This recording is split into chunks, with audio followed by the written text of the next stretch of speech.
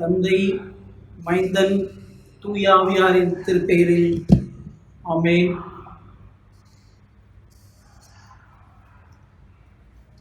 அன்புக்குரியவர்களே, திருவிருந்து ஆராதனை முறைமையை நாம் பின்பற்றுவோம். நாம் நின்றவாறே ஜெபம் செய்வோம்.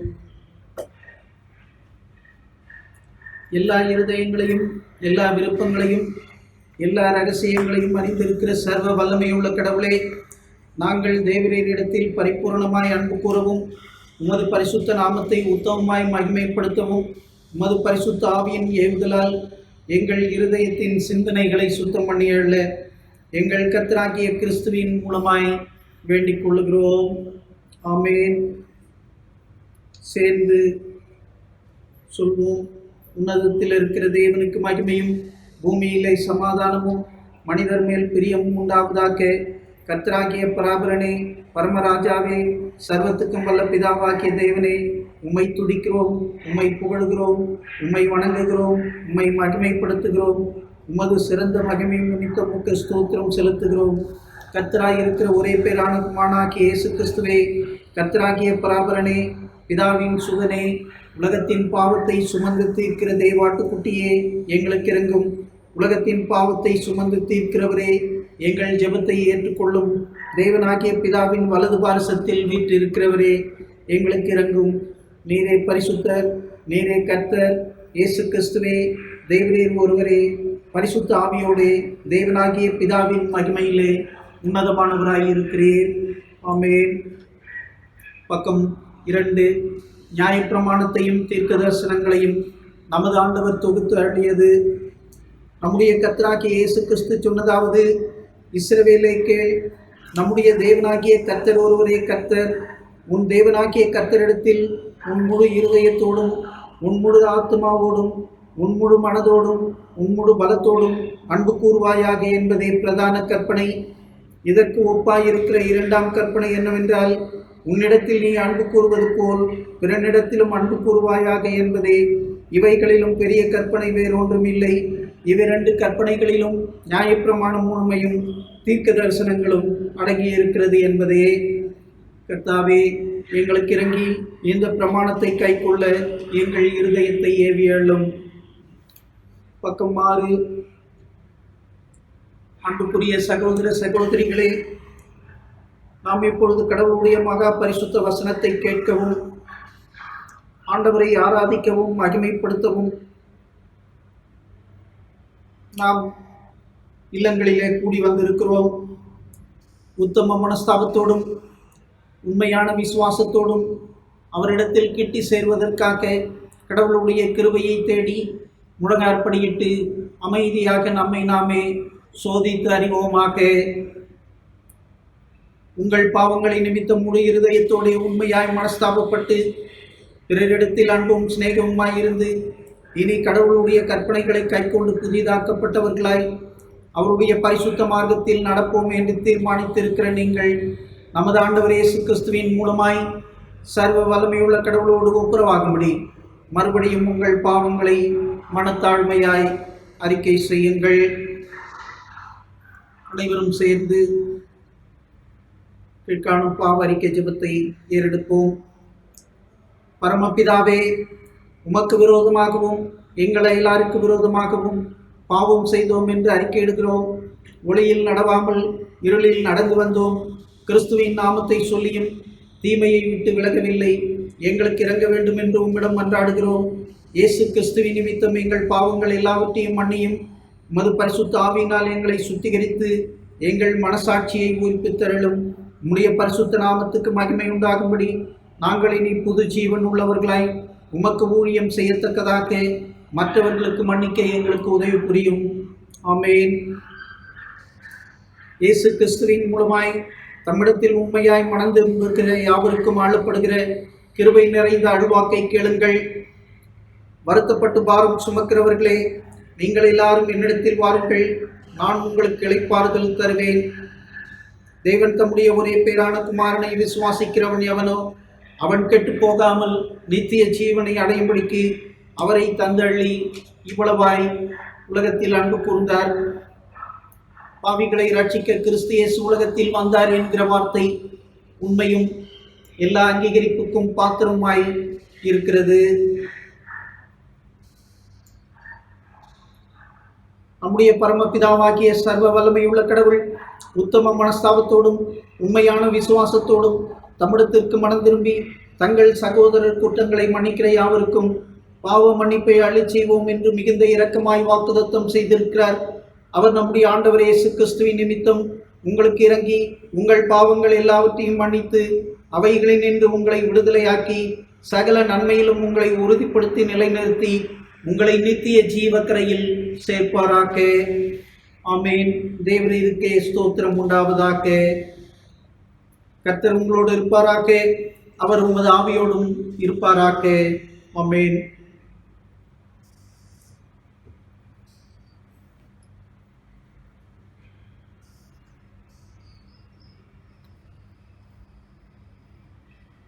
திருமறையிலிருந்து ஒரு பகுதியை நாம் வாசிப்போம். இந்த நாளிலே வாசிக்கும்படியாக தெரிந்து கொள்ளப்பட்ட நற்செய்தி பகுதி தூய லூக்கா எழுதின நற்செய்தி நூல் 24ஆம் அதிகாரம் வசனங்கள் 13 துவங்கி 35 முடிய. லூக்கா 24 13 துவங்கி 35 முடிய. அதே நாளில் சீடர்களுள் இருவர் எருசலேமிலிருந்து ஏறத்தாழ 11 கிலோமீட்டர் தொலைவில் உள்ள ஓர் ஊருக்கு சென்று கொண்டிருந்தனர். அவ்வூரின் பெயர் எம்மாவு. அவர்கள் இந்நிகழ்ச்சிகள் அனைத்தையும் குறித்து ஒருவரோடு ஒருவர் உரையாடி கொண்டே சென்றார்கள். இப்படி அவர்கள் உரையாடி கொண்டும் வினவிக்கொண்டும் சென்றபோது இயேசு நெருங்கி வந்து அவர்களோடு நடந்து சென்றார். ஆனால் அவர் யார் என்று அறிந்து உணர முடியாதவாறு அவர்கள் கண்கள் மறைக்கப்பட்டிருந்தன. அவர் அவர்களை நோக்கி, வழிநெடுகிலும் நீங்கள் ஒருவரோடு ஒருவர் பேசிக்கொண்டிருப்பது என்ன என்று கேட்டார். அவர்கள் முகவாட்டத்தோடு நின்றார்கள். அவர்களுள் கிளையோப்பா என்னும் பெயருடைய ஒருவர் அவரிடம் மறுமொழியாக, எருசலேமில் தங்கியிருப்பவர்களுள் உமக்கு மட்டும்தான் இந்நாட்களில் நிகழ்ந்தவை தெரியாதோ என்றார். அதற்கு அவர் அவர்களிடம், என்ன நிகழ்ந்தது என்று கேட்டார். அவர்கள் அவரிடம், நாசரேத்து இயேசுவை பற்றியேதான் பேசுகின்றோம். அவர் கடவுளுக்கும் மக்களுக்கும் எல்லாருக்கும் முன்பாக சொல்லிலும் செயலிலும் வல்ல இறைவாக்கினராக திகழ்ந்தார். அவர் இஸ்ரவேலை மீட்கப் போகிறார் என்று நாங்கள் எதிர்பார்த்து இருந்தோம். ஆனால் தலைமை குருக்களும் ஆட்சியாளர்களும் அவருக்கு மரண தண்டனை விதித்து சிலுவையில் அறைந்தார்கள். இவையெல்லாம் நிகழ்ந்து இன்றோடு 3 நாள்கள் ஆகின்றன. ஆனால் இன்று எங்களை சேர்ந்த பெண்களுள் சிலர் எங்களை மலைப்புக்குள்ளாக்கினர். அவர்கள் விடியற் காலையில் கல்லறைக்கு சென்றார்கள். அவருடைய உடலை காணாது திரும்பி வந்து வானதூதர்களை கண்டதாகவும் இயேசு உயிரோடு இருக்கிறார் என்று அவர்கள் கூறியதாகவும் சொன்னார்கள். எங்களோடு இருந்தவர்களுள் சிலரும் கல்லறைக்கு சென்று அப்பெண்கள் சொன்னவாறே இருக்க கண்டனர். ஆனால் அவர்கள் இயேசுவை காணவில்லை என்றார்கள். இயேசு அவர்களை நோக்கி, அறிவிலிகளே, இறைவாக்கினவர்கள் உரைத்த எல்லாவற்றையும் நம்ப இயலாத மந்த உள்ளத்தினரே, மெசியா தாம் மாட்சி அடைவதற்கு முன் இத்துன்பங்களை பட வேண்டுமல்லவா என்றார். மேலும் மோசே முதல் இறைவாக்கினர் வரை அனைவரின் நூல்களிலும் தம்மை குறித்து எழுதப்பட்ட யாவற்றையும் அவர் அவர்களுக்கு விளக்கினார். அவர்கள் போக வேண்டிய ஊரை நெருங்கி வந்தார்கள். அவரோ அதற்கு அப்பால் போகிறவர் போல காட்டிக்கொண்டார். அவர்கள் அவரிடம், எங்களோடு தங்கும், ஏனெனில் மாலை நேரம் ஆயிற்று, பொழுதும் போயிற்று என்று கூறி கட்டாயப்படுத்தி அவரை இணங்க வைத்தார்கள். அவர் அங்கு தங்குமாறு அவர்களோடு சென்றார். அவர்களோடு அவர் பந்தியில் அமர்ந்திருந்த போது அப்பத்தை எடுத்து கடவுளை போற்றி விட்டு அவர்களுக்கு கொடுத்தார். அப்பொழுது அவர்கள் கண்கள் திறந்தன. அவர்களும் அவரை அடையாளம் கண்டு கொண்டார்கள். உடனே அவர் அவர்களிடமிருந்து மறைந்து போனார். அப்பொழுது அவர்கள் ஒருவரையொருவர் நோக்கி, வழியிலே அவர் நம்மோடு பேசி மறைநூலை விளக்கும்போது நம் உள்ளம் பற்றி எறியவில்லையா என்று பேசிக்கொண்டார்கள். அந்நேரமே அவர்கள் புறப்பட்டு எருசலேமுக்கு திரும்பி போனார்கள். அங்கே 11 அவர்களோடு இருந்தவர்களும் குழுமி இருக்க கண்டார்கள். அங்கிருந்தவர்கள், ஆண்டவர் உண்மையாகவே உயிருடன் எழுப்பப்பட்டார், அவர் சீமோனுக்கு தோற்றமளித்துள்ளார் என்று சொன்னார்கள். அவர்கள் வழியில் நிகழ்ந்தவற்றையும் அவர் அப்பத்தை பிட்டு கொடுக்கும்போது அவரை கண்டுணர்ந்து கொண்டதையும் அங்கிருந்தவர்களுக்கு எடுத்துரைத்தார்கள் என்றார் என்பதே. கிறிஸ்துவே, உமக்கே மாட்சிமை உண்டாவதாக. ஆமென். நாம் அனைவரும் இருக்கின்ற இடங்களிலேயே இருந்து இந்த புத்தெழுச்சி பாடல்களில் 348வது பாடலை நாம் பாடுவோம். புத்தெழுச்சி பாடல்கள் 348. நல்லாவி ஊட்டும் தேவா, நற்கனி நான் தர நித்தம் துதிப்பாட, நல்லாவி ஊட்டும் தேவா. நல்லாவி ஊட்டும் தேவா, நற்கனி நான் தர நித்தம் துதிப்பாட, நல்லாவி ஊட்டும் தேவா, நல்லாவி ஊட்டும் தேவா. பெந்தேகோஸ்தே நாளிலே உந்தனாவீந்தீரே, பெந்தேகோஸ்தே நாளிலே உந்தனாவீந்தீரே. இந்த வேளையில் இறங்கிடுவீரே, விந்தை செய்வின்னாவியே, நல்லாவி ஊட்டும் தேவா. மெத்த அசுத்தன் நானே, சுத்தாவி கொண்டென்னையே, மெத்த அசுத்தன் நானே, சுத்தாவி கொண்டென்னையே.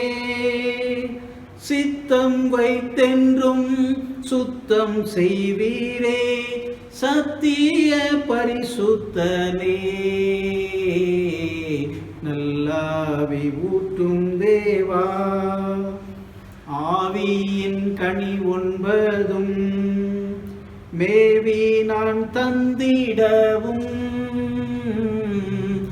ஆவியின் கனி 9 மேவி நான் தந்திடவும், ஜீவியமெல்லாம் புவி மீதிலே சுவிசேட பணியாற்றவும், நல்லாவி ஊட்டும் தேவா. பாவம் செய்யாதிருக்க பாரில் சாட்சி பகர, பாவம் செய்யாதிருக்க பாரில் சாட்சி பகர, பார்மீட்க வந்த பரமனையே, பாரோர்க்கு எடுத்துரைக்க, நல்லாவி ஊட்டும் தேவா. நற்கனி நான் தர நித்தம் தூதி பாட, நல்லாவி ஊட்டும் தேவா, நல்லாவி ஊட்டும் தேவா.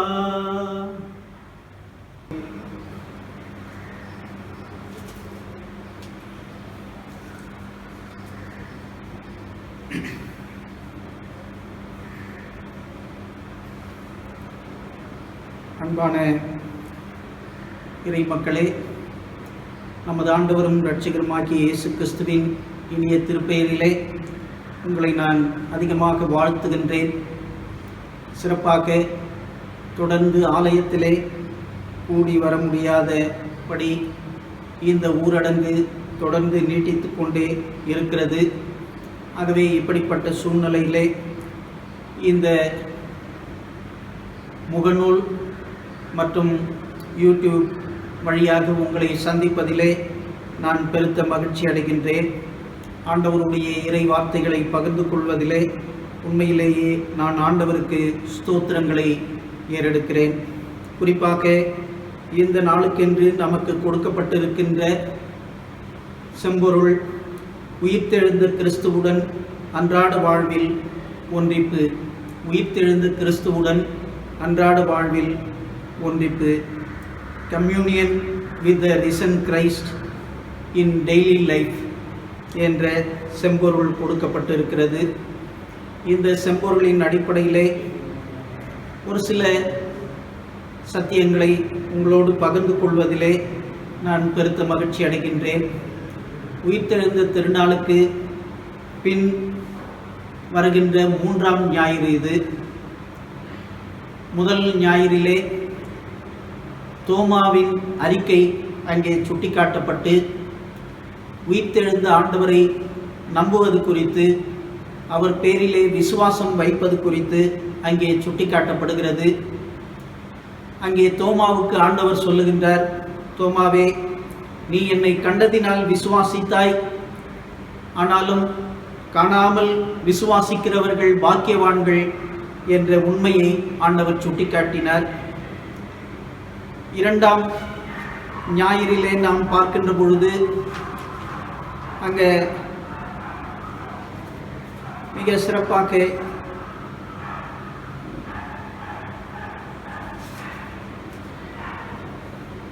கிறிஸ்துவின் விருந்தோம்பலுக்கு அழைப்பு என்ற ஒரு தலைப்பு கொடுக்கப்பட்டது. கடவுளுடைய அந்த விருந்தோம்பலிலே அல்லது விருந்திலே நாம் பங்கு கொள்வதற்கு கடவுள் நமக்கு அழைப்பு கொடுத்திருக்கின்றார் என்ற உண்மையை பார்த்தோம்.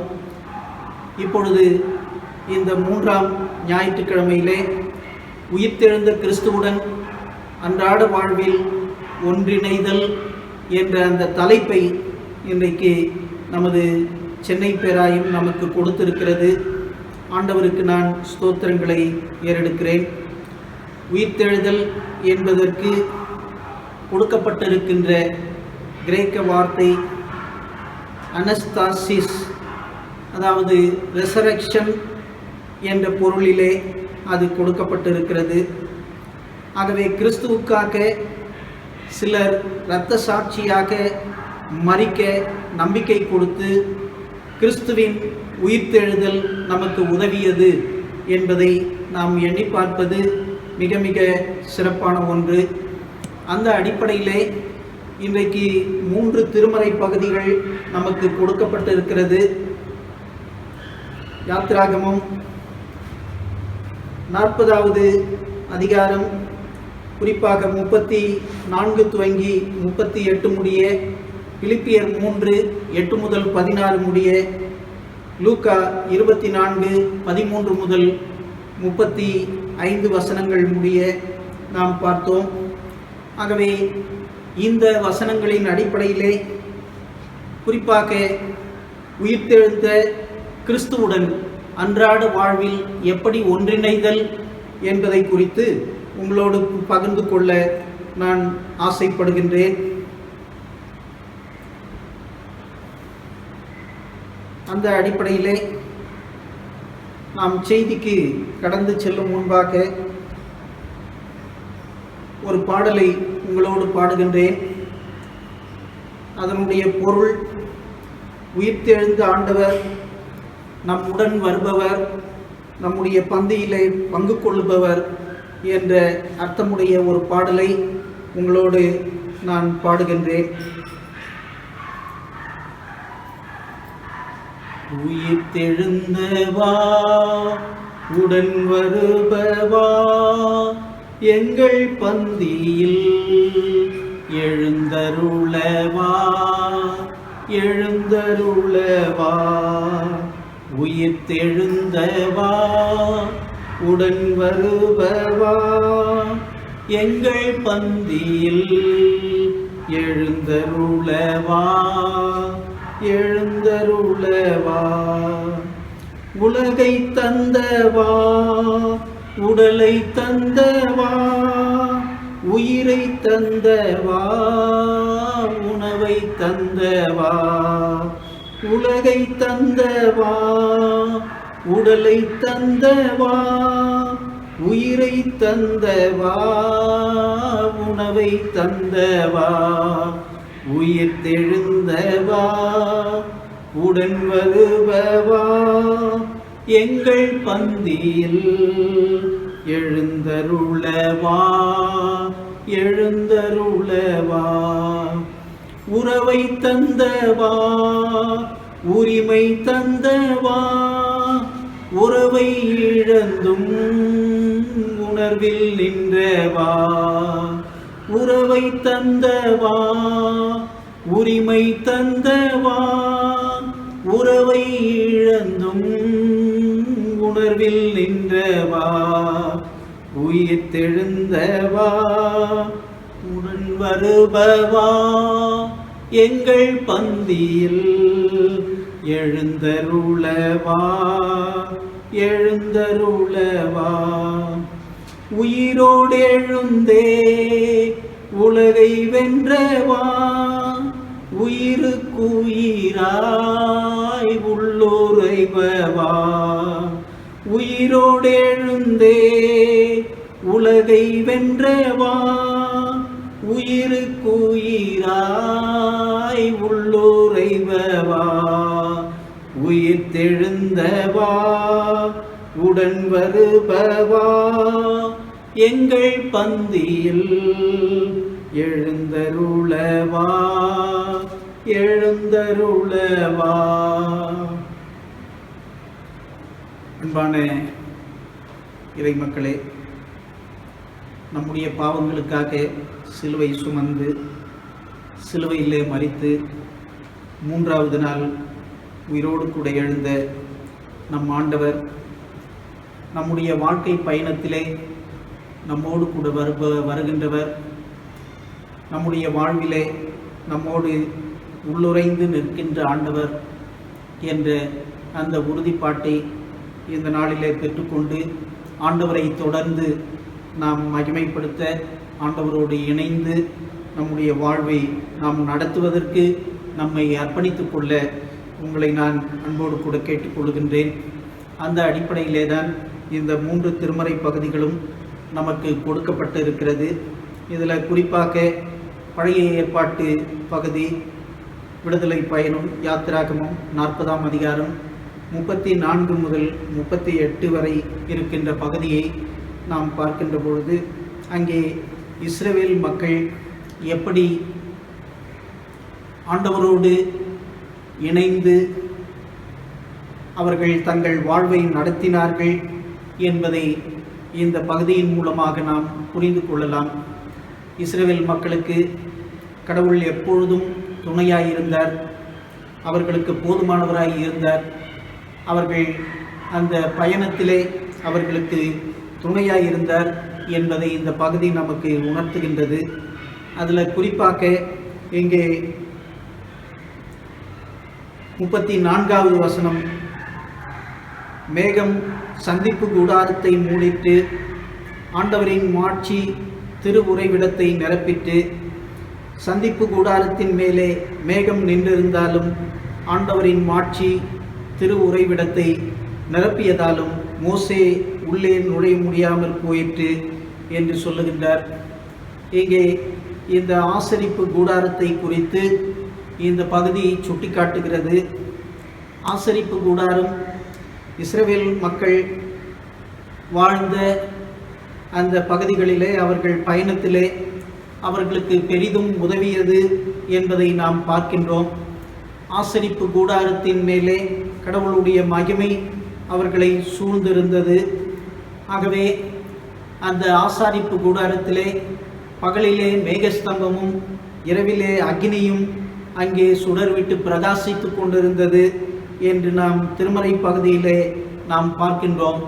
அவர்கள் பயணத்தை துவங்கலாம் என்று ஆண்டவருடைய கட்டளையை பெறுகின்ற பொழுது அந்த ஆசரிப்பு கூடாரத்தின் மீது இருக்கின்ற மேகஸ்தம்பம் அது மேலே எழும். அது மேலே எழுகின்ற பொழுது இஸ்ரவேல் மக்கள் அந்த இடத்தை விட்டு அவர்கள் புறப்பட்டு இன்னொரு இடத்திற்கு செல்லலாம். ஆனால் அதே நேரத்திலே அந்த ஆசரிப்பு கூடாரத்தின் மீது அந்த மேகங்கள் அமர்ந்திருக்கின்ற பொழுது அவர்கள் புறப்படக்கூடாது என்ற உண்மை அங்கே சுட்டிக்காட்டப்படுகிறதை நாம் பார்க்கின்றோம்.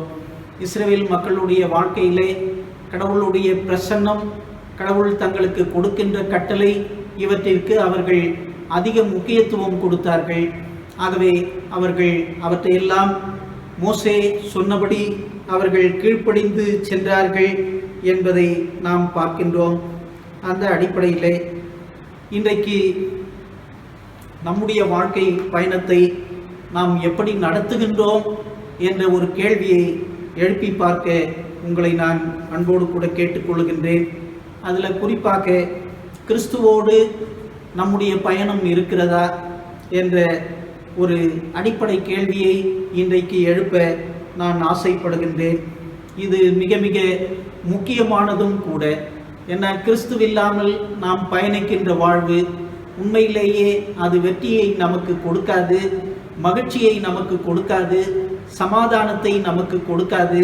ஆகவே கிறிஸ்துவோடு இணைந்து நாம் எப்பொழுதும் வாழ்கின்ற பிள்ளைகளாக, அவரோடு இணைந்து நம்முடைய வாழ்க்கை பயணத்தை நடத்துகின்றவர்களாக நாம் இருக்க அழைக்கப்படுகின்றோம். ஆகவே தான் இன்றைக்கு உயிர்த்தெழுந்த கிறிஸ்துவுடன் அன்றாட வாழ்வில் ஒன்றிப்பு, நான் எப்படி என்னுடைய அனுதின வாழ்விலே நான் வாழ்ந்து கொண்டிருக்கிறேன், கிறிஸ்து எனக்குள்ளே உறைந்து கொண்டிருக்கிறாரா, எனக்குள்ளே இருக்கிறாரா, என்னை வழி நடத்துகின்றாரா, கிறிஸ்துவின் ஆவி என்னை உற்சாகப்படுத்துகின்றதா என்ற கேள்விகளை நாம் எப்பொழுதும் கேட்டு பார்ப்பது மிக சிறப்பு. அந்த அடிப்படையிலே தான் லூக்கா நற்செய்தி நூல் இன்றைக்கு வாசிக்கப்பட்ட திருமறை பகுதி மிக சிறப்பாக சுட்டிக்காட்டுகிறது. இது எம்மாவூர் சீடர்களை குறித்த ஒரு பகுதி. குறிப்பாக இந்த எம்மாவூர் சீடர்கள் உண்மையிலேயே கிறிஸ்துவுடைய சீடர்கள். அந்த 12 பேரிலே இவர்கள் இருவரும் ஒன்றா என்ற கேள்வியை நாம் எழுப்பி பார்ப்பது மிக மிக சிறப்பானது. அப்படி நாம் எழுப்பி பார்க்கின்ற பொழுது இந்த 12 சீடர்கள், அதிலே ஒருவர் காட்டி கொடுத்து போய்விட்டார். மீதம் இருக்கின்ற 11 சீடர்களிலே இந்த இருவர் அல்ல என்பதை நமக்கு இந்த 33வது வசனம் நமக்கு உணர்த்துகிறது. அந்நேரமே அவர்கள் புறப்பட்டு எருசலேமுக்கு திரும்பி போனார்கள்.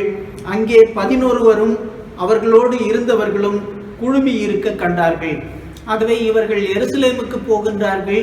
ஆண்டவரை தரிசித்துவிட்டு அங்கே போய் பார்க்கின்ற பொழுது அங்கே 11 சீடர்கள் அங்கே இருந்தார்கள் என்ற செய்தி இங்கே கொடுக்கப்படுகின்றது. ஆகவே கிறிஸ்துவுக்குள் எனக்கு மிகவும் பிரியமானவர்களே, ஆண்டவருக்கு இந்த 12 அப்போஸ்தலர்கள் அல்லாமல் இன்னும் பல சீடர்கள் இருந்தார்கள் என்ற உண்மையை இது நமக்கு தெளிவுபடுத்துகின்றது என்பதை பார்க்கிறோம்.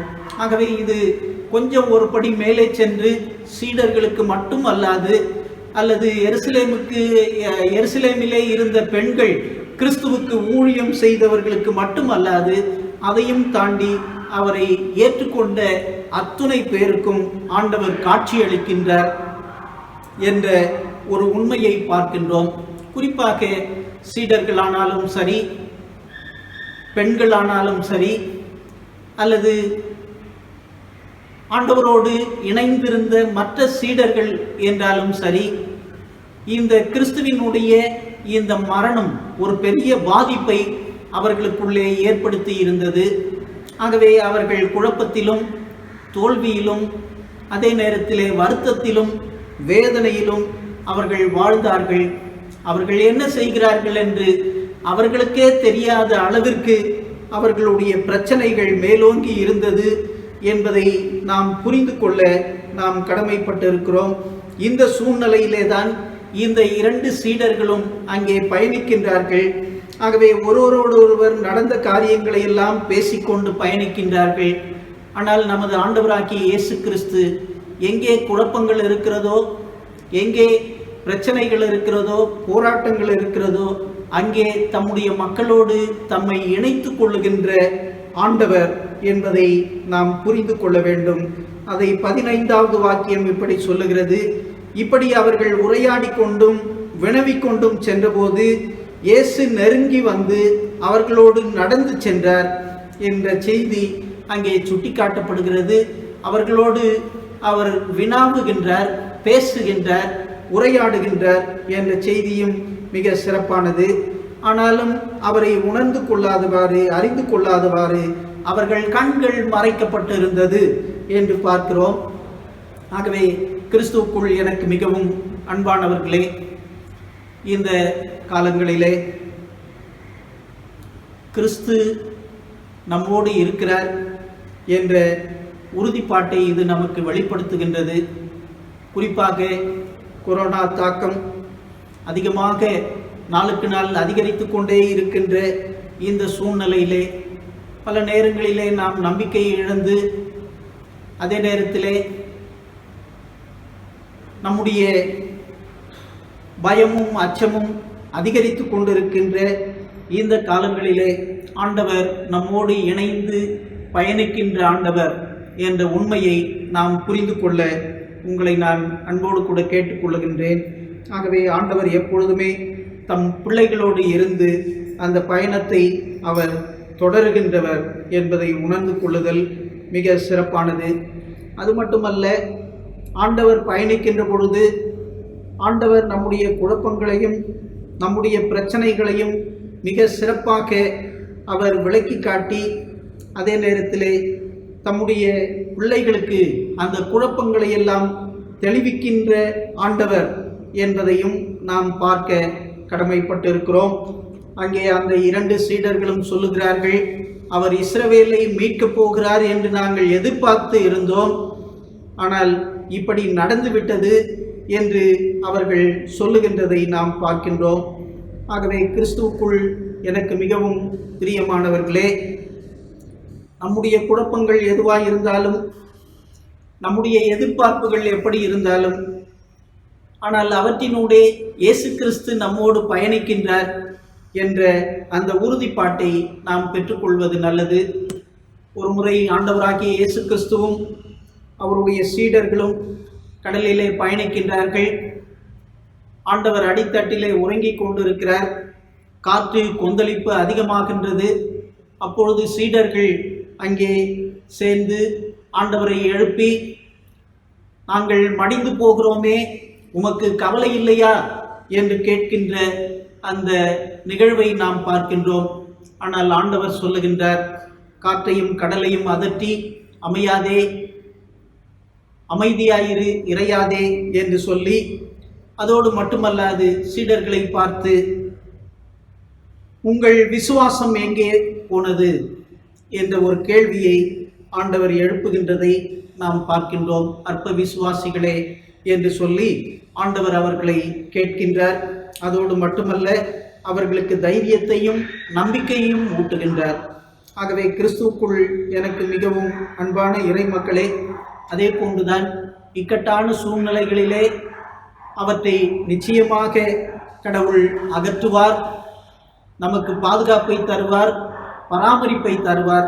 அதோடு மட்டுமல்ல, நம்முடைய நம்பிக்கையை இன்னும் அதிகமாக வளர்ப்பார் என்ற அந்த உறுதிப்பாட்டை நாம் பெற்றுக்கொள்ள நாம் கடமைப்பட்டிருக்கிறோம். அந்த சூழ்நிலையிலே தான் இவர்கள் ஆண்டவரோடு கூட சேர்ந்து பயணிக்கின்றார்கள். ஆனால் அவர்கள் கண்கள் மறைக்கப்பட்டிருந்தது என்று பார்க்கிறோம். அந்த நேரத்திலே ஆண்டவர் அவர்களோடு கூட அவர்களுடைய வற்புறுத்துதலின் பேரிலே அவர்களோடு கூட தங்கும்படி சென்றார். 30வது வசனம், அவர்களோடு அவர் பந்தியில் அமர்ந்திருந்த போது அப்பத்தை எடுத்து கடவுளை போற்றி பிட்டு அவர்களுக்கு கொடுத்தார். அப்பொழுது அவர்கள் கண்கள் திறந்தன. அன்புக்குரிய இறைமக்களே, இது ஆண்டவர் தம்முடைய மரணத்திற்கு முன்பாக தம்முடைய சீடர்களோடு செய்த புதிய உடன்படிக்கை. அவர் அப்பத்தை எடுத்து அதை பிட்டு அவர்களுக்கு கொடுத்து, இது என்னுடைய உடல், இதை நீங்கள் பெற்று புசியுங்கள் என்று சொல்லுகின்றார்.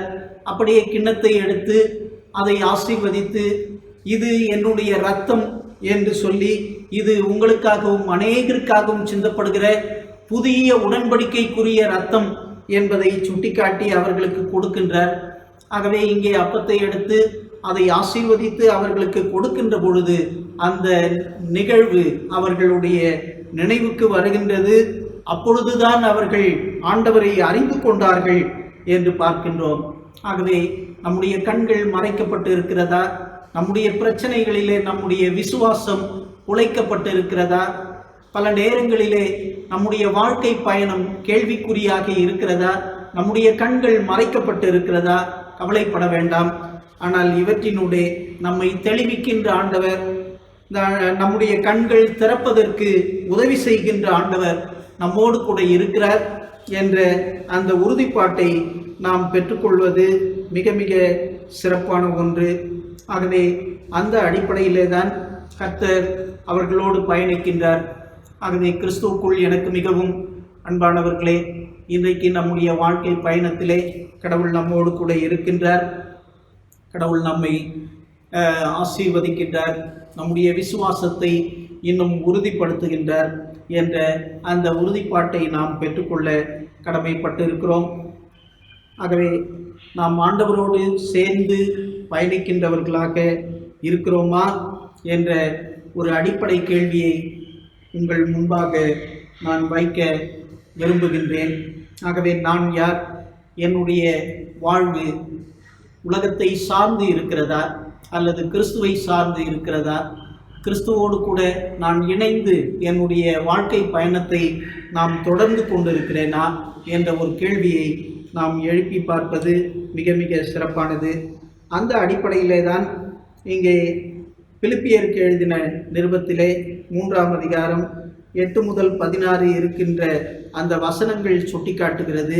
இதில் 8வது வசனத்தை நாம் பார்க்கின்ற பொழுது இங்கே பவுலப்போஸ்தலன் சொல்லுகின்றார், உண்மையில் என்னை பொறுத்த மட்டில் என் ஆண்டவராம் கிறிஸ்து இயேசுவை பற்றிய அறிவே நான் பெரும் ஒப்பற்ற செல்வம் என்று சொல்லுகின்றார். ஆகவே இன்றைக்கு இந்த உலகத்திலே பல்வேறு காரியங்களை நாம் ஓடி நாடி தேடி அலைந்து கொண்டிருக்கிறோம். ஆனால் பவுலப்போஸ்தலன் மிக சிறப்பாக இந்த பகுதியிலே சொல்லுகின்றார், கிறிஸ்துவை பற்றி நான் அறிந்து கொள்வதே என்னை பொறுத்த மட்டிலே ஒப்பற்ற செல்வம் என்பதை ஆண்டவர் இங்கே நமக்கு சுட்டி காட்டுகின்றார். அதே நேரத்திலே பவுலப்போஸ்தலனுடைய வாழ்வை பார்க்கின்ற பொழுது அவர் மிக சிறப்பாக தம்முடைய வாழ்க்கையிலே ஆண்டவரை ஏற்றுக்கொண்டவர். ஆகவே அவர் சொல்லுகின்றார், கிறிஸ்து எனக்கு ஜீவன், சாவு எனக்கு ஆதாயம் என்று சொல்லுகின்றதை பார்க்கின்றோம். அதே போன்று கிறிஸ்துவுக்காக எல்லாவற்றையும் நான் குப்பையாக எண்ணுகிறேன் என்று அங்கே மிக சிறப்பாக சுட்டி காட்டுகின்றதை நாம் பார்க்கின்றோம். ஆகவே கிறிஸ்துவினுடைய அந்த அறிவிலே நாம் வளர்ந்து பெருகுகின்ற பொழுது இந்த உலகம் அல்லது உலக சொத்துக்கள் செல்வங்கள் நமக்கு பெரிதாக இருக்காது. ஏனென்றால் கிறிஸ்துவை பற்றி அறிந்து கொள்வதே அல்லது கிறிஸ்துவோடு இணைந்து வாழ்வதே நம்முடைய வாழ்க்கையிலே நமக்கு எப்பொழுதும் பெரிதாக இருக்கும் என்பதை இங்கே பவுலப்போஸ்தலன் மிக அருமையாக சுட்டி காட்டுகிறார் என்பதை நாம் புரிந்து கொள்ளுதல் மிக மிக சிறப்பானது. அதே போன்று இங்கே பவுலப்போஸ்தலன் சொல்லுகின்ற மற்றொரு கருத்து என்னவென்றால், அதாவது 12வது வாக்கியத்தில் இப்படி சொல்லுகின்றார், நான் இவற்றை ஏற்கனவே அடைந்து விட்டேன் என்றோ நிறைவு எய்துவிட்டேன் என்றோ சொல்வதற்கில்லை, கிறிஸ்து இயேசு என்னை ஆட்கொண்டதற்கான நோக்கம் நிறைவேறுவதற்காகவே தொடர்ந்து ஓடுகிறேன். ஆகவே அன்புக்குரியவர்களே, கிறிஸ்து நம்மை அழைத்ததின் அல்லது கிறிஸ்து நம்மை தெரிந்து கொண்டதின் நோக்கம் நிறைவேற இந்த உலகத்திலே நாம் ஓடிக்கொண்டிருக்கிறோமா என்ற ஒரு கேள்வியை நாம் எழுப்பி பார்ப்பதற்கு பவுலப்போஸ்தலன் இந்த வாக்கியத்திலே நமக்கு துணை செய்கின்றார். ஆகவே ஆண்டவருக்கு நான் நன்றிகளையும் துதிகளையும் நான் ஏறெடுக்கிறேன். அதை சொல்லிவிட்டு அவர் சொல்லுகின்றார், அன்பர்களே, இந்நோக்கம் நிறைவேறிவிட்டது என நான் எண்ணவில்லை, ஆனால் ஒன்று மட்டும் செய்கிறேன், கடந்ததை மறந்துவிட்டு முன்னிருப்பதை கண்முன் கொண்டு பரிசு பெற வேண்டிய இலக்கை நோக்கி தொடர்ந்து ஓடுகிறேன். கிறிஸ்து இயேசுவின் மூலம் கடவுள் எனக்கு மேலிருந்து விடுக்கும் அழைப்பே அப்பரிசு. கடவுள் நமக்கு விடுக்கும் அந்த அழைப்பே அப்பரிசு என்று சொல்லுகின்றார். ஆகவே இந்த பரிசை அடைவதற்கு நான் தொடர்ந்து ஓடிக்கொண்டிருக்கிறேன் என்ற உண்மையை இங்கே பவுல் அப்போஸ்தலன் சுட்டிக்காட்டுகிறதை நாம் பார்க்கின்றோம். அதோடு மட்டுமல்லாது இந்த 15-16 வாக்கியங்கள், எனவே நம்மில் நிறைவு அடைந்தோர் யாவருக்கும் இத்தகைய மனநிலையே இருத்தல் வேண்டும். எதை பற்றியாவது நீங்கள் மாறுபட்ட கருத்து கொண்டிருந்தால் அதை பற்றிய உண்மையை கடவுளே உங்களுக்கு வெளிப்படுத்துவார். நாம் எந்த நிலையை அடைந்திருந்தாலும் அதற்கேற்ப தொடர்ந்து நடப்போம். ஆகவே கிறிஸ்துவுக்குள் எனக்கு மிகவும் அன்பானவர்களே, நம்முடைய ஓட்டம் எதை நோக்கி என்பதை ஒரு தெளிவாக நாம் புரிந்து கொண்டு நம்முடைய வாழ்க்கை பயணத்திலே தொடர்ந்து கிறிஸ்துவோடு இணைந்து நாம் ஓட அழைக்கப்பட்டிருக்கிறோம். அதே நேரத்தில் நம்முடைய கருத்துக்கள் ஒருவேளை வேறுபட்டு இருக்கலாம், ஆனால் அவற்றை பற்றி நாம் கவலைப்பட வேண்டிய அவசியமில்லை. என்ன, ஒருவேளை வேறுபட்ட கருத்துக்களை நாம் கொண்டிருந்தால் அதை பற்றிய உண்மைகளை கடவுளே உங்களுக்கு வெளிப்படுத்துவார் என்று 15வது வாக்கியம் மிக சிறப்பாக சுட்டிக்காட்டுகிறது. ஆகவே அதோடு கூட நாம் கடவுள் அந்தந்த காலகட்டங்களிலே நம்மை வெளிப்படுத்துகின்ற ஆண்டவர், தம்மை வெளிப்படுத்துகின்ற ஆண்டவர், அந்த உறுதிப்பாட்டை பெற்று உயிர்த்தெழுந்த திருநாளுக்கு பின் வருகின்ற இந்த 3ஆம் நாளிலே கடவுளோடு இணைந்தவர்களாக நாம் தொடர்ந்து நம்முடைய வாழ்க்கை பயணத்தை நாம் வாழ்ந்து காட்ட அழைக்கப்படுகின்றோம். இந்த உலகத்திலே சாட்சி பகர அழைக்கப்படுகின்றோம். இன்றைக்கு கிறிஸ்தவம் இந்த உலகத்திலே தன்னுடைய சாட்சியை இழந்து போயிருக்கிறது. கிறிஸ்துவை தேடுவதை பார்க்கிலும் இந்த உலகத்தையும் உலக சொத்துக்களையும் அதிகமாக நாம் தேடி ஓடிக்கொண்டிருக்கிறோம். கிறிஸ்துவை அறிந்து கொள்வதை காட்டிலும் மற்ற காரியங்கள் மீது அதிக நாட்டம் செலுத்துகின்றவர்களாக நாம் இருந்து கொண்டிருக்கிறோம். ஆகவே உயிர்த்தெழுந்த திருநாளுக்கு பின் வருகின்ற இந்த 3ஆம் நாளிலே என்னுடைய வாழ்க்கை பயணத்திலே கிறிஸ்து என்னோடு இருக்கிறாரா என்பதை நாம் சுய பரிசோதனை செய்து நம்முடைய வாழ்க்கையை தொடர கடமைப்பட்டு இருக்கிறோம். நம்முடைய வாழ்க்கையில் எந்த கஷ்டங்கள் வந்தாலும் துன்பங்கள் வந்தாலும் என்னை விடுவிக்கின்ற கிறிஸ்து என்னோடு கூட இருக்கிறார், எனக்கு உதவி செய்கின்ற கிறிஸ்து என்னோடு கூட இருக்கிறார், அவர் என்னை தொடர்ந்து ஆசீர்வதிப்பார் என்ற அந்த உறுதிப்பாட்டோடு தொடர்ந்து நாம் வாழ்வோம். கடவுள் பெரிய காரியங்களை செய்வார். கர்த்தர் தாமே உங்களை ஆசீர்வதித்து கிருபையினாலும் இரக்கங்களினாலும் நன்மைகளினாலும் உங்களை நிரப்பி காப்பாராக. ஆமென்.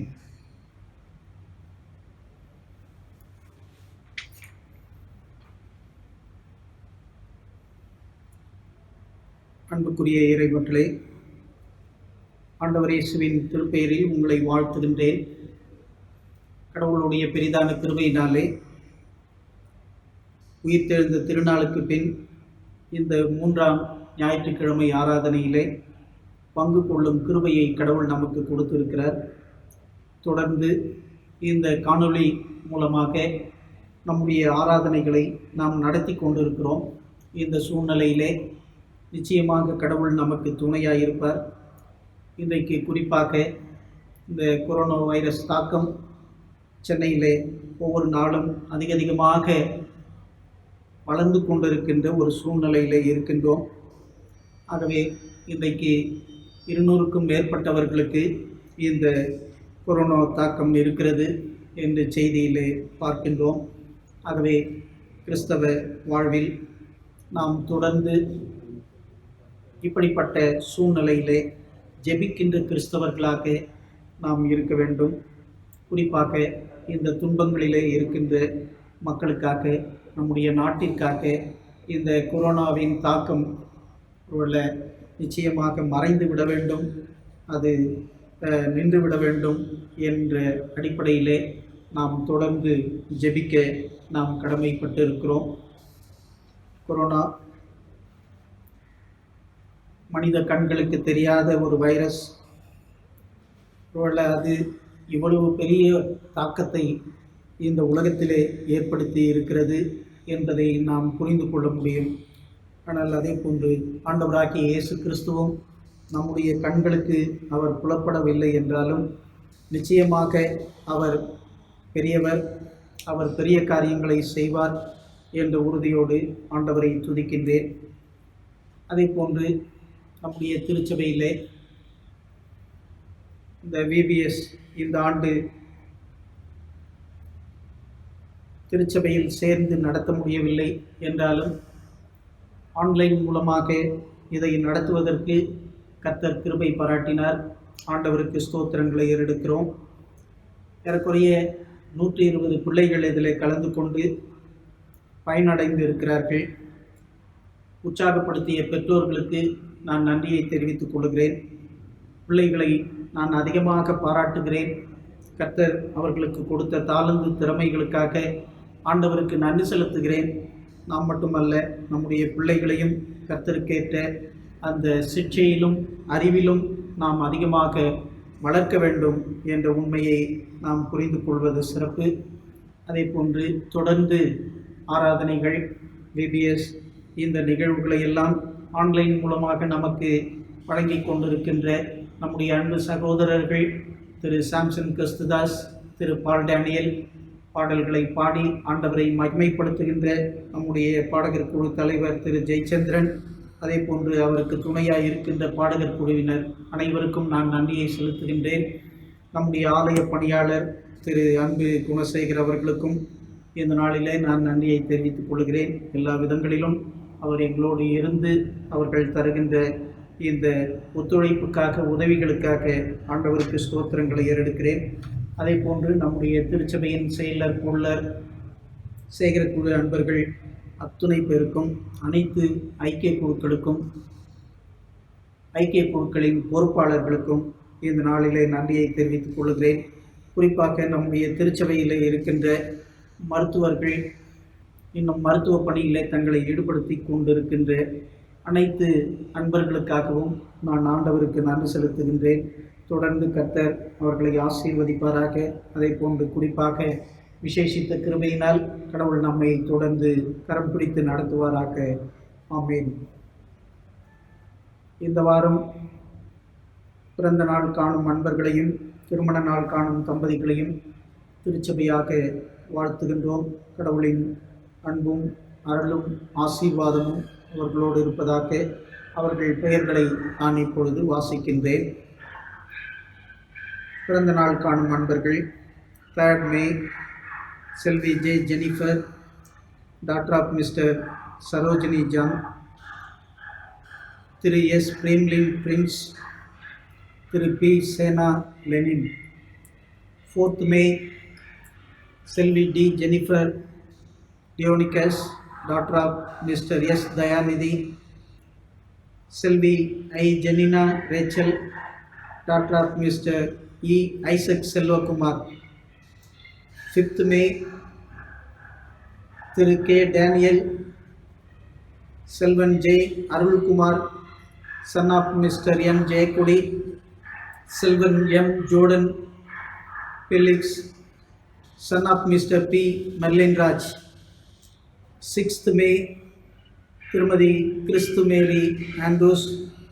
7th May செல்வி ஜியு Christine Asha, daughter of mister H George, செல்வி G Rinita Angeline, daughter of Mrs R Panneerselvi, செல்வி P Sherin David, daughter of mister D Baskar David, திரு டி அன்புரோஸ், திரு என் சதீஷ்குமார், திரு எஸ் ஸ்டீஃபன் மங்கல்ராஜ், திரு D Paul David. 8th May திருமதி Elizabeth Selladurai. 9th May செல்வன் J Jenson Mathew, son of mister E Isaac Selvakumar, திரு S Lazar Gnanaraj, திரு D Arulmohan, திரு K Mohanraj, Selvi M Gracy Jebarani, daughter of mister K Mohanraj. திருமண நாள் காணும் தம்பதிகள்: 3rd May திரு ஜி செல்வராஜ் அண்ட் திருமதி கலையரசி. 4th May திரு சார்ல்ஸ் சாலமன் அண்ட் திருமதி ஆன் ஆசல்தீனா, திரு ஜே சாம்சன் அண்ட் திருமதி ஏ ஷாரன் ரோஸ்.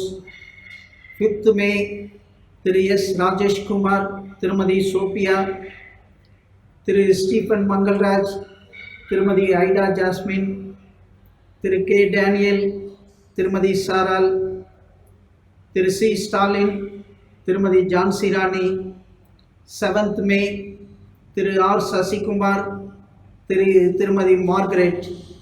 8th மே திரு ஏ லவ்ஸ்லின் ஞானதாஸ், திருமதி டி கே டேஃப்னி, திரு எஸ் ஸ்டீஃபன், திருமதி ஜெரின். 9th மே திரு கே ஜெயக்குமார், திருமதி ஜெஸ்ஸி மேரிபார். இந்த வாரம் பிறந்த நாள் காணும் அன்பர்களையும் திருமண நாள் காணும் தம்பதிகளையும் மீண்டுமாக வாழ்த்துகிறோம். கடவுளின் அன்பும் அருளும் ஆசீர்வாதமும் எப்பொழுதும் அவர்களோடு இருப்பதாக.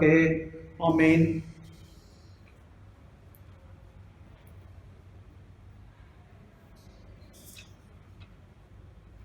ஜெபம் செய்வோம். கிருபையும் இரக்கமும் மிகுந்த ஆண்டவரே, இந்த மகிழ்ச்சியான நாளுக்காக மீண்டுமாக உம்மை நன்றியோடு கூட துதிக்கின்றோம். எல்லா சூழ்நிலைகளிலும் எங்களோடு இணைந்து பயணிக்கின்ற உமக்காக நாங்கள் நன்றி செலுத்துகின்றோம்.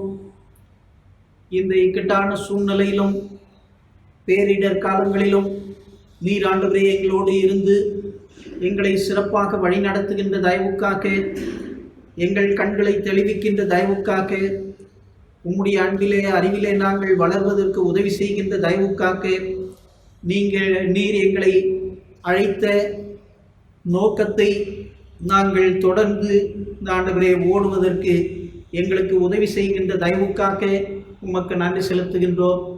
குறிப்பாக இந்த உலகத்திலே வாழ்கின்ற நாங்கள் இந்த உலக ஆசைகள், இச்சைகள், போராட்டங்கள் இவற்றிலே நாங்கள் விழுந்து போகாமல், கிறிஸ்து எங்களுக்கு ஜீவன், சாவு எங்களுக்கு ஆதாயம் என்று நாங்கள் எண்ணி லக்கை நோக்கி தொடர்கின்ற ஓட்டத்திலே எப்பொழுதும் ஆண்டவரே நாங்கள் பின்னிட்டு பார்க்காமல் ஓடுவதற்கு நீர் எங்களுக்கு உதவி செய்யும்படியாய் ஜெபிக்கின்றோம்.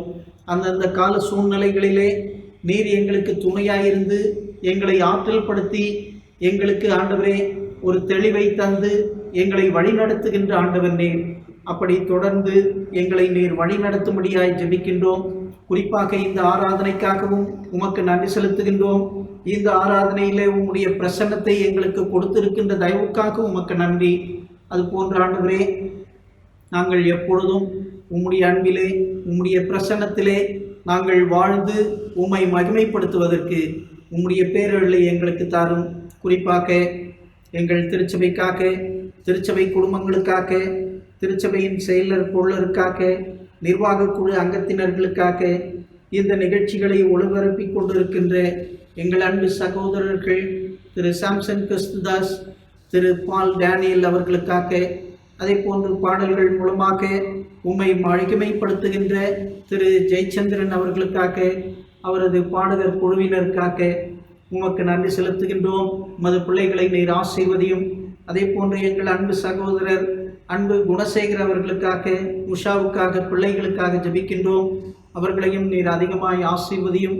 இப்படி ஆண்டவரே, நாங்கள் எப்பொழுதும் உம்முடைய அன்பை பெற்றுக்கொண்டவர்களாகிய நாங்கள் உம்முடைய அன்பை இந்த உலகிற்கு கொடுக்கவும், தொடர்ந்து உலகத்தாரை நாங்கள் ஆண்டவரே எப்பொழுதும் உமக்குரிய பக்தியிலும் விசுவாசத்திலும் நம்பிக்கையிலும் நாங்கள் கொண்டு செல்வதற்கான ஆற்றலை எங்களுக்கு தந்திருக்கின்றீர். உயிர்த்தெழுந்த ஆண்டவர் எங்களோடு கூட இருப்பதற்காக, எங்களை ஆற்றல் படுத்தி இருக்கின்ற தயவுக்காக, எங்கள் நம்பிக்கையும் விசுவாசத்தையும் இன்னும் உறுதிப்படுத்தி இருக்கின்ற தயவுக்காக உமக்கு நன்றி செலுத்துகிறோம். கிருபையினால் தொடர்ந்து காத்துக்கொள்ளும். உம்முடைய நிறைவை எங்களுக்கு தாரும். இயேசுவின் நாமத்தில் ஜெபிக்கிறோம் பிதாவே, ஆமென். அனைவரும் சேர்ந்து சொல்வோம். பரமண்டலங்களில் இருக்கிற எங்கள் பிதாவே, உம்முடைய நாமம் பரிசுத்தப்படுவதாக, உம்முடைய ராஜ்யம் வருவதாக, உம்முடைய சித்தம் பரலோகத்திலே செய்யப்படுகிறது போல பூமியிலேயும் செய்யப்படுவதாக. அன்றன்று உள்ள அப்பத்தை இன்று எங்களுக்கு தாரும். எங்களுக்கு விரோதமாய் குற்றம் செய்கிறவர்களுக்கு நாங்கள் மன்னிக்கிறது போல எங்கள் குற்றங்களை எங்களுக்கு மன்னியும். எங்களை சோதனைக்குள் பிரவேசிக்க பண்ணாமல் தீமை நின்று எங்களை ரட்சித்துக் கொள்ளும். ராஜ்யமும் வல்லமையும் மகிமையும் என்றென்றைக்கும் உடையவைகளே, ஆமென்.